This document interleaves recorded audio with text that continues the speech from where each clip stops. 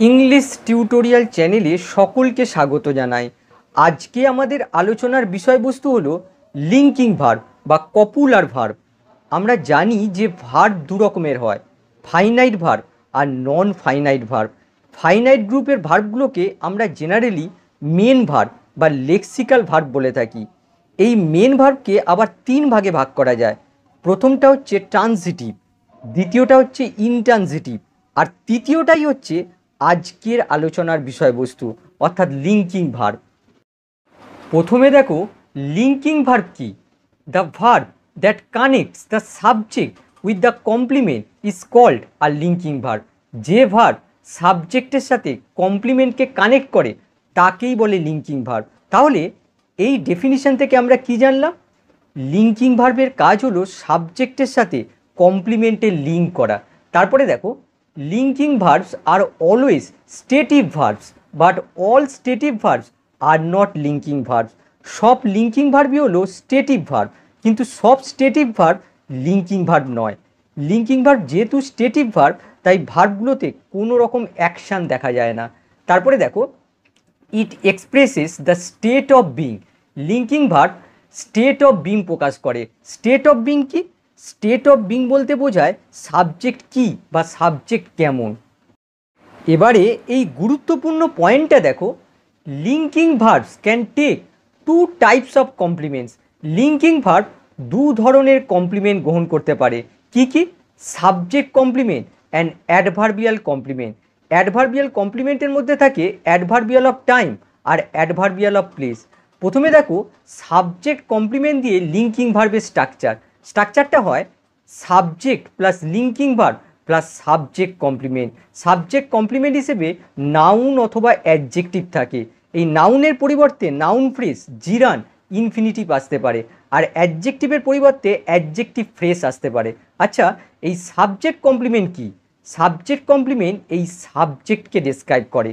এবার দেখো adverbial complement দিয়ে এই লিঙ্কিং ভার্বের স্ট্রাকচার হয় subject plus linking verb plus adverbial complement. আগেই বলেছি অ্যাডভার্বিয়াল কমপ্লিমেন্টের মধ্যে থাকে অ্যাডভার্বিয়াল অফ টাইম আর adverbial of place. Adverbial complement আসলে এই সাবজেক্টকে ডেসক্রাইব করে না, এই লিঙ্কিং ভার্বকে ডেসক্রাইব করে। সব কিছু এক্সাম্পলের মাধ্যমে ক্লিয়ার করব। এবারে দেখো লিস্ট অফ লিঙ্কিং ভার্ব। প্রথমে দেখো বি। বি তখনই লিঙ্কিং ভার্ব হয় যখন মেন ভার্ব হিসেবে ইউজ হয়। বি যখন হেল্পিং ভার্ব হিসেবে ইউজ হয় তখন লিঙ্কিং ভার্ব হিসেবে কনসিডার করা হয় না। তারপর দেখো বিকাম, গেট, টার্ন, গ্রো, কাম, ফল, প্রুভ। দেখো এই লিঙ্কিং ভার্বগুলোকে ব্র্যাকেটের মধ্যে রেখেছি। এই ভার্বগুলোকে বলা হয় চেঞ্জ অফ স্টেট, অর্থাৎ এক অবস্থা থেকে আর এক অবস্থায় পরিবর্তন হয়। এখানে দেখো এই গেট থেকে প্রুভ পর্যন্ত এই ভার্বগুলোকে এই বিকাম দিয়ে রিপ্লেস করা যেতে পারে। তারপরে দেখো সিম, অ্যাপিয়ার, এই দুটো ভার্বকে বলা হয় ভার্ব অফ ইমপ্রেশন। তারপরে দেখো smell, taste, sound, look, feel, এই ভার্বগুলোকে বলা হয় ভার্ব অফ পারসেপশান। পাঁচটা ইন্দ্রিয়র সাহায্যে এই ভার্বগুলোকে উপলব্ধি করা যায়।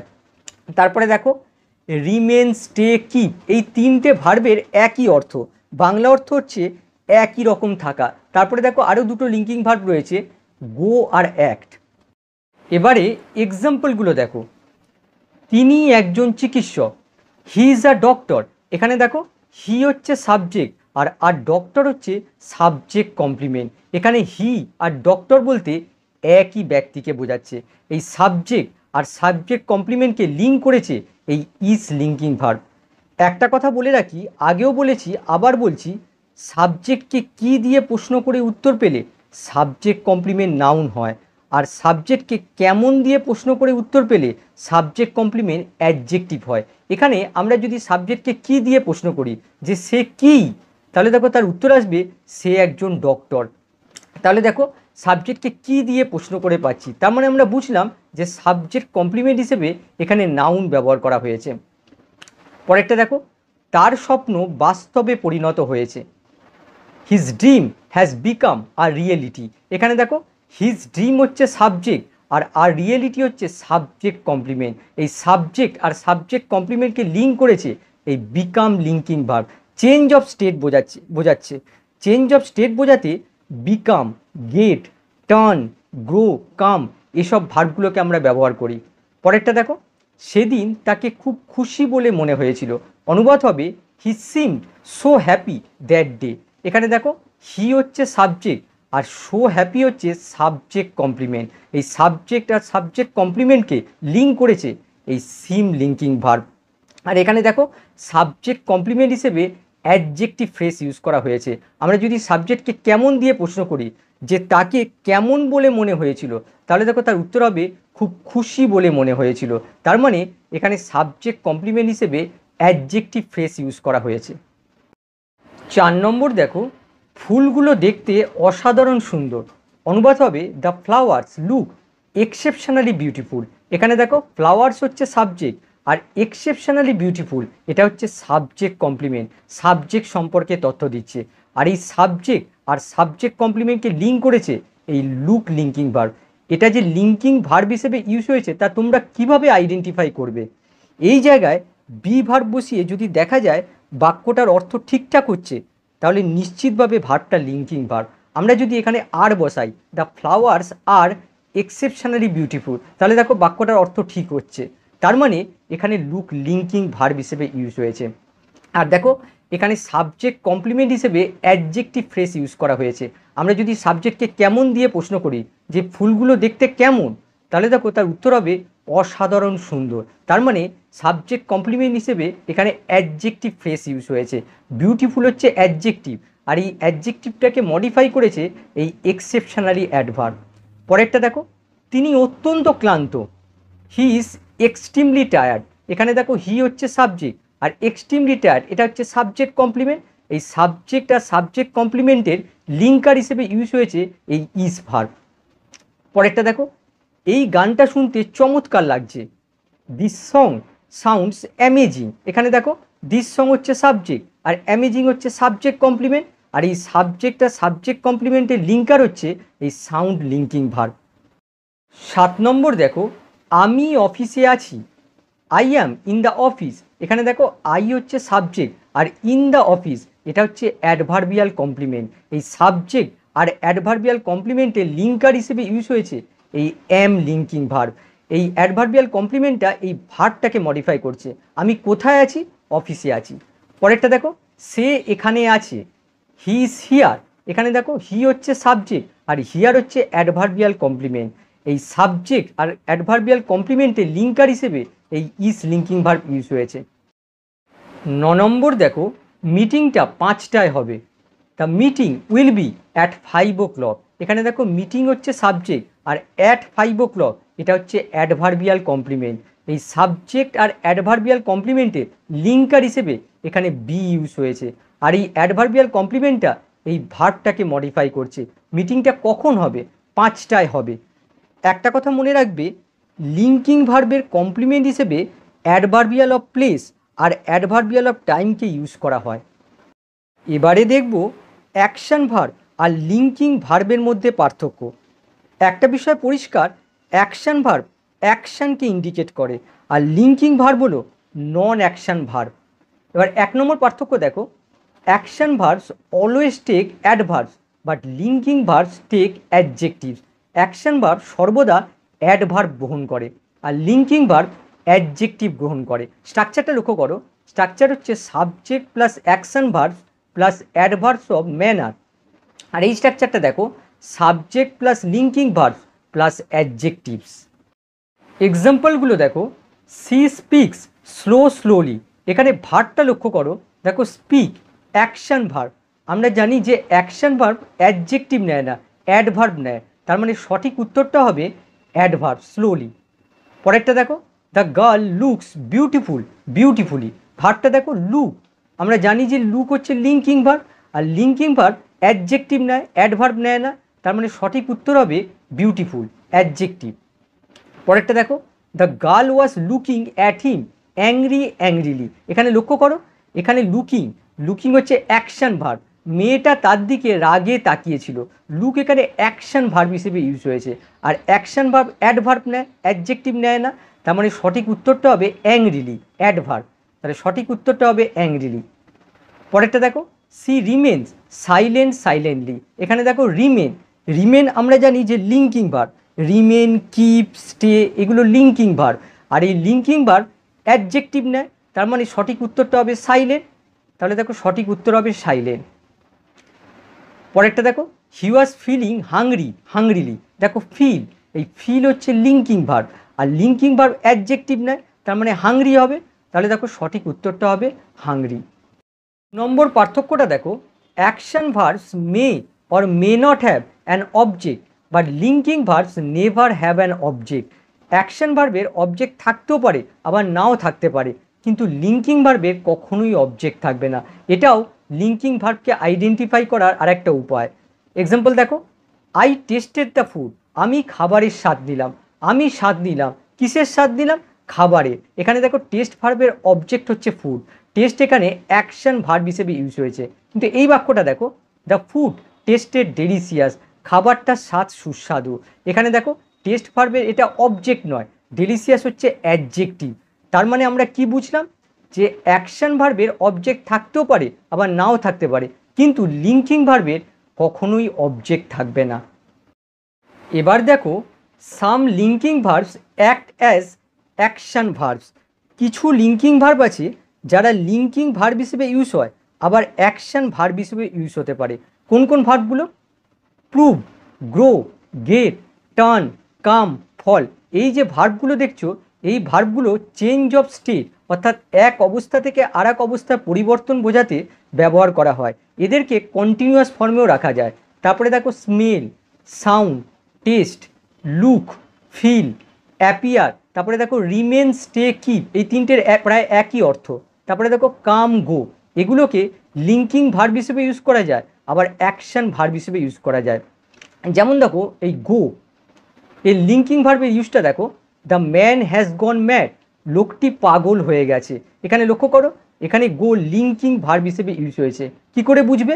এই জায়গায় বি ভার্ব বসাও। যেমন ধরো দ্য ম্যান ইজ ম্যাড, দেখো অ্যাপ্রোপ্রিয়েট হচ্ছে, তার মানে এই গো এখানে লিঙ্কিং ভার্ব হিসেবে ইউজ হয়েছে।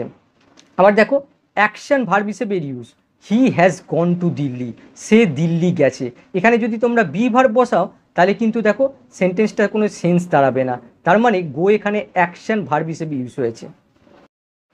2 নম্বর দেখো, প্রুভ, এর লিঙ্কিং ভার্ব হিসেবে ইউজ দেখো, the theory prove true after experimentation, পরীক্ষা নিরীক্ষার পর তত্ত্বটি সত্য প্রমাণিত হয়েছিল।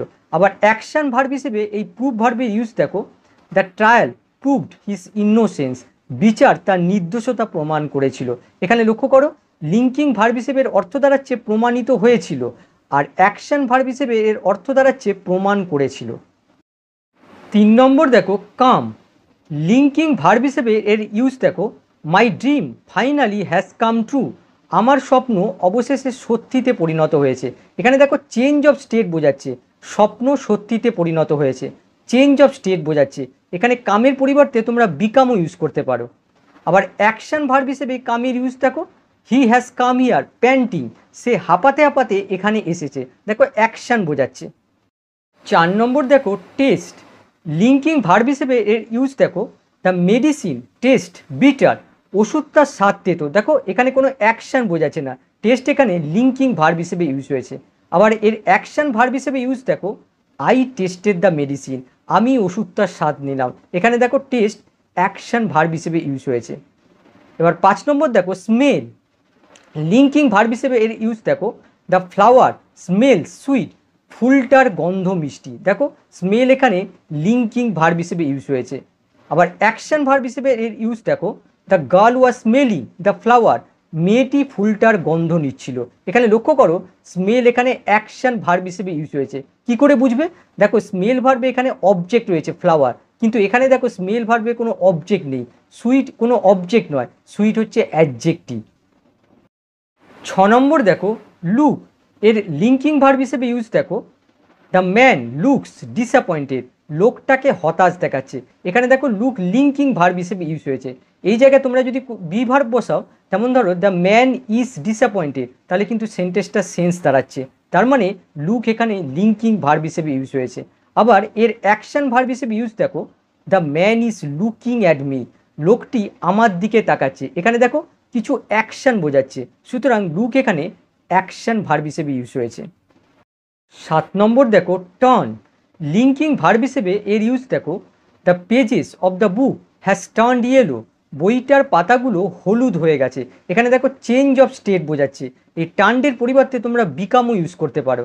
আবার অ্যাকশান ভার্ব হিসেবে এর ইউজ দেখো, I turned the pages of the book, আমি বইটার পাতাগুলো উল্টাচ্ছিলাম। এখানে দেখো অ্যাকশান বোঝাচ্ছে, টার্ন এখানে অ্যাকশান ভার্ব হিসেবে ইউজ হয়েছে।